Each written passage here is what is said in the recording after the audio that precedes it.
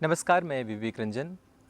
वर्धा विश्वविद्यालय यानी कि जिसको हम हिंदी विश्वविद्यालय के नाम से ज़्यादा जानते हैं, महात्मा गांधी ने वर्धा में करीब अपना एक दशक का समय बिताया है।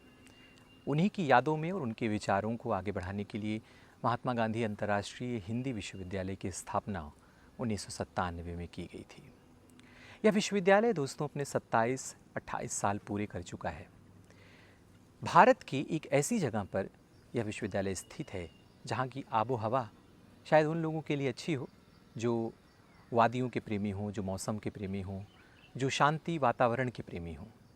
आप वर्धा में सिर्फ व्यावसायिक शिक्षा को ग्रहण करने के लिए या व्यवसाय परक शिक्षा को ग्रहण करने के लिए नहीं, बल्कि मन के सुकून और जीवन को समझने के लिए भी यहाँ विश्वविद्यालय में लोग आते हैं। निश्चित तौर पर अभी बरसात का समय है जब मैं ये वीडियो आपके लिए रिकॉर्ड कर रहा हूँ। ये वो मौसम है जहाँ पूरा वर्धा गर्मी से जूझता हुआ पूरे 6-7 महीने का सफ़र तय करता है और एक बारिश की बूंद इस पूरे वर्धा की पठारी को हरा कर देती है। यहाँ पढ़ने वाले बच्चे ही नहीं बल्कि पूरे वर्धा और आसपास के लोग इस मौसम का इंतज़ार करते हैं। विदर्भ सूखे की जगह है, लेकिन इस सूखे में बहुत कुछ उम्मीद है, बहुत कुछ आशा है।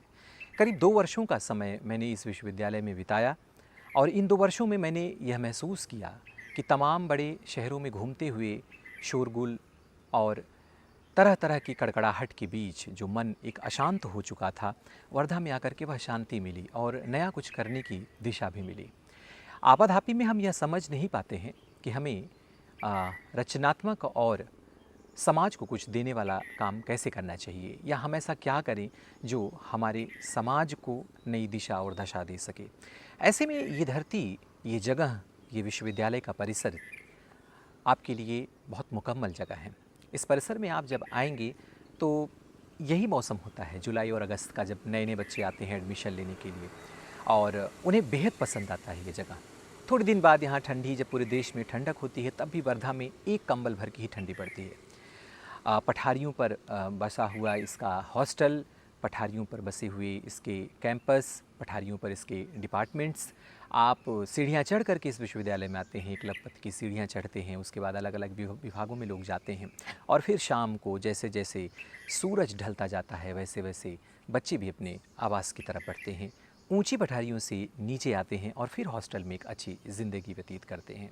शहर से थोड़ा दूर है, बाज़ार से थोड़ा दूर है। हम रोज़मर्रा जो बड़े बड़े शहरों में रह कर के अपनी चीज़ों की पूर्ति करते हैं वो शायद आप वर्धा विश्वविद्यालय के इस परिसर में ना कर पाएँ, लेकिन बहुत कुछ अंकुश और आपके व्यवहार पर प्रभाव यह जगह अवश्य डालती है। आपको आना चाहिए, इस जगह को देखना चाहिए, स्वयं को समझने की जगह है। मैं अगर इसे संक्षेप में कहूँ या फिर एक शब्द में कहूँ तो यह आत्मानुशासन और आत्मावलोकन की धरती है। आप यहाँ पर रह करके नई दिशाएं और नया कुछ करने का जज्बा ज़रूर पा सकते हैं। छात्रों की संख्या निश्चित रूप से यहाँ पर कम है और उतना शोरगुल भी नहीं है जैसे आम विश्वविद्यालयों में आप देखते हैं। विश्वविद्यालय को सोच करके जो एक आम धारणा आपके दिमाग में बनती है, उससे एकदम बिल्कुल उलट है। नागपुर शहर से करीब 70 किलोमीटर की दूरी पर ये जगह है और शायद महात्मा गांधी ने इस जगह को इसीलिए चुना होगा कि ये तमाम शोरगुल और तमाम आधुनिकता की आपाधापी में भागते जा रहे लोगों से एकदम अलग है। हमारे पीछे अभिनव संकुल है। अभिनव गुप्त के नाम पे इस संकुल को बनाया गया है। हबीब तनवीर सभागार भी है इसके भीतर और यह लाल रंग की जो बिल्डिंग आपको दिख रही है और इसके आसपास 3-4 बिल्डिंग्स हैं जो सफ़ेद और लाल पुताई की हुई हैं। हिंदी विश्वविद्यालय अपने शुरुआती दौर में यहीं से संचालित होता था।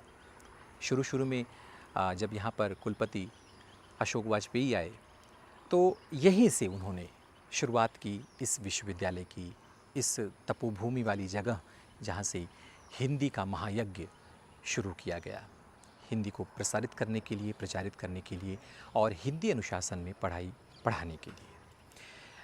इस जगह पर जब आप हॉस्टल से प्रेमचंद मार्ग से होते हुए जब आप जाते हैं तो परिसर में पहुंचते हैं, लेकिन उसके नीचे नीचे मार्ग यानी कि फादर कामिल बुल्की के सामने से जो सड़क जाती है नीचे नीचे, अगर आप ऊंचाइयाँ नहीं चढ़नी हैं तो आप नीचे से भी जा सकते हैं। उस रास्ते में ये हबीब तनवीर सभागार पड़ता है और इस मार्ग का नाम है विजय तेंदुलकर मार्ग। ये समझ गए होंगे, हबीब तनवीर, अभिनव गुप्त संकुल और विजय तेंदुलकर, यानी कि नाटक और फिल्म से जुड़ा हुआ यह विभाग है। अभी भी इस विभाग में नाटक और फिल्म की पढ़ाई कराई जाती है। साथ में संगीत की भी शिक्षा यहाँ पर दी जाती है, जिसमें गीत संगीत और नृत्य इसके लिए यहाँ पर एडमिशन लिए जाते हैं।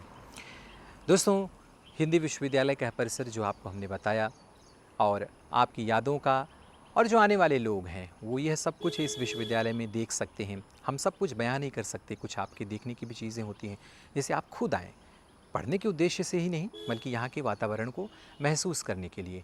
यहाँ आपको साहित्यकारों के नाम, नाटककारों के नाम, एकांकीकारों के नाम, सांस्कृतिक क्षेत्र में काम कर चुके लोगों के नाम पर सड़कें मिलेंगी, उनके नाम पर आपको मार्ग मिलेंगे, जो लगातार आपसे कहते हैं कि आपको भी कुछ करते रहना चाहिए। साहित्यिक क्षेत्र में, सांस्कृतिक क्षेत्र में, सामाजिक क्षेत्र में आपको निरंतर प्रयास करते रहना चाहिए, कुछ नई कड़ी जोड़ना चाहिए। यही इस विश्वविद्यालय का उद्देश्य है और इसी वातावरण को यह विश्वविद्यालय अपने अंदर समाहित किए हुए है। महात्मा गांधी और उनके विचार और उनके विचारों को ढोता महात्मा गांधी अंतर्राष्ट्रीय हिंदी विश्वविद्यालय आपके लिए वह सब कुछ लेकर के यहाँ पर आपका इंतज़ार कर रहा है, जो एक मध्यम और निम्न वर्ग के छात्र को पढ़ने के लिए आवश्यक होता है। आपके पास पैसे कम हैं, आपके पास लाखों रुपए भरने की फ़ीस अगर नहीं है, तो इस विश्वविद्यालय की तरफ आप एक बार ज़रूर निगाह डाल सकते हैं। यह कम फीस में, कम शुल्क में अधिक संसाधन मुहैया करने वाला मुझे लगता है कि एकमात्र विश्वविद्यालय इस समय है। मैंने इस जगह को 2 साल महसूसा है तमाम विश्वविद्यालयों में घूमते हुए, लेकिन यहाँ का वातावरण आपको स्वयं को संवरने का अवसर देता है। नमस्कार।